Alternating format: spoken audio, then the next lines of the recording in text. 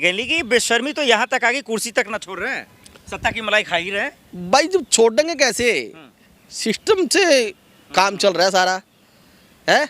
जब कोर्ट में गड़गड़ा रहा है वो आदमी है, कोर्ट में तो गड़गड़ा रहा है ना, और फिर भी वो कुर्सी का चपक रहा है। जज साहब ने भी चालाकी पकड़ ली कि घड़ियाले वहां से मत बनाओ, ये तमाशे बंद करो। बिल्कुल जायज बात है।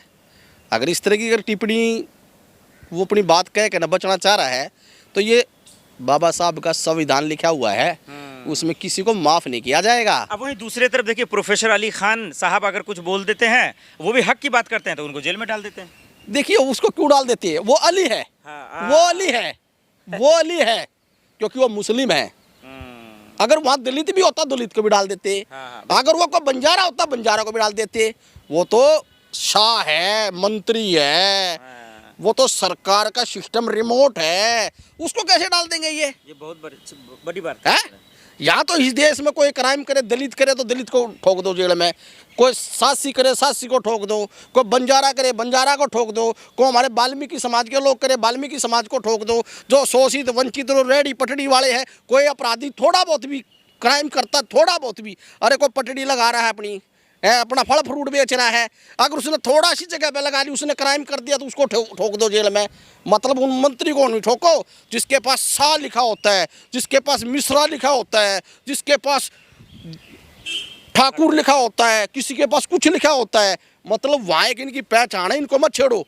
गरीब लोगों को जेल में ठोक दो, तो बेईमानी है ना। फिर बेईमानी नहीं है, सबसे बड़ा अपराध गिरौना अपराध है देश के अंदर।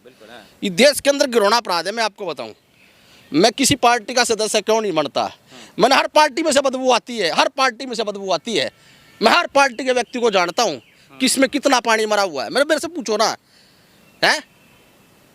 मैं हर पार्टी के लोगों को जानता हूँ किसकी क्या विचारधारा है। इस बेईमानी का इलाज क्या है? इस देश की बेईमानी का ये इलाज है। देश को, इस देश के अंदर फिर एक बार आंधी आएगी, तूफान आएगा, ये ऊपर वाला ही सबका मालिक है, चाहे अल्लाह हो चाहे खुदा हो, बिल्कुल भगवान, चाहे वो भगवान हो, चाहे राम हो, चाहे सीता पार्वती, चाहे कोई भी देश के कोई भी धर्म हो, ठीक है, सबका ऊपर वाला रुखाड़ी है।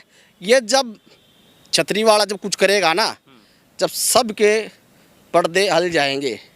तो क्या माना जाए, उम्मीद की जाए? एक तरफ एसआईटी की गठन बैठ रही है, हरियाणा पुलिस महिला आयोग आ गई है, एक तरफ अली के साथ क्या हो रहा है वो आप देख रहे हैं, ये मंत्री नंगा नाच कर रहे हैं बाहर में। इन लोग क्या उम्मीद करें कि इस कानून व्यवस्था में वो सलाखों के पीछे जाएंगे?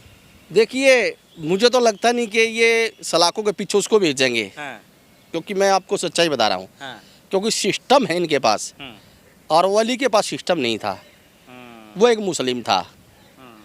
तो मुसलमान होने का सजा मिला है, ये कहना बिल्कुल ये सरेआम दिखा है। इस देश में कोई मुस्लिम को तुरंत सजा दो, कोई दलित को अपराध करे उसको तुरंत लठ मारो, तुरंत अपराधी घोषित करो। गोपाल भी ने भी कहा, विंग कमांडर पर कहाँ कुछ हुआ उन पर भी? भाई उन पर होगा क्या, क्या होगा उन पे? ये सब एक ही थाली के चट्टे, एक ही थाली के चट्टे पट्टे। यार मेरे से मत खलवाओ बोले यार, मेरा होगा क्या? एक ही थाली के चट्टे पट्टे है ये है। इन नफरतियों का, ये घिनौने नेताओं का क्या इलाज है, क्या कहेंगे आप? इन घिनौने नेताओं का एक ही इलाज है। मैं सुप्रीम कोर्ट न्यायपालिका चीफ जस्टिस से प्रार्थना करता हूँ हाथ जोड़ के, जो ऐसो आराम इस देश में रह के ये मौज ले रहे हैं, एक बार इनकी संपत्ति चेक कराई जाए और एक इनका कारोबार ठिकाना चेक कराया जाए। ये देश का कितना काला धन लूट के ऐसो आराम की जिंदगी जी रहे हैं। सबसे पहले तो वहाँ ताला लगाओ इनकी चेकिंग पे। जब वहाँ चेकिंग पे इनका ताला लग जाएगा ना, इनकी अक्ल ठिकाना आ जाएगी।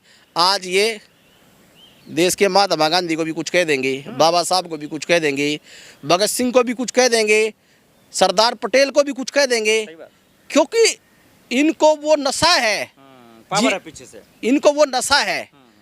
इन्होंने ये नहीं देखा, इन लोगों ने नशे के मजबूते पर ये 47 में जब देश आज़ाद हुआ, वो कैसे लोगों ने देश आज़ाद करा था। उन लोगों का कभी ये नाम लेते हैं? कभी देखा आपने? किसी पार्टी के लोगों ने किसी का नाम लेता देखा है?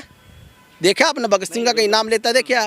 बहुत कम है। बताओ, जिन लोगों को ने देश आज़ाद कराया उनका कोई नाम लेने वाला नहीं है देश में। मैं आपको बता रहा हूँ, एसोसिएशन के तरफ से कहा जाता है अगर अंबेडकर की मूर्ति लग रही है तो भगवान राम की भी लगा देंगे।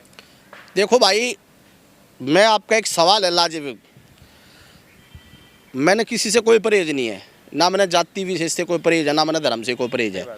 मैं हर जगह जाता हूँ, हर जगह उठता बैठता हूँ, हर जगह धर्म और परिवार के लोगों के बीच में रहता हूँ। अगर उनका ये कहना है कि राम की भी मूर्ति लगनी चाहिए, जब राम मंदिर बन सकता है तो अपनी मूर्ति भी लगा दो और बाबा साहब की भी लगने दो, क्या फर्क पड़ता है? आप लगाओ ना, आप लगाओ भाई, बाबा साहब की भी लगाओ तस्वीर, तुम राम की भी लगा लो, तुमने रोक कौन रहा है? लगा लो भाई।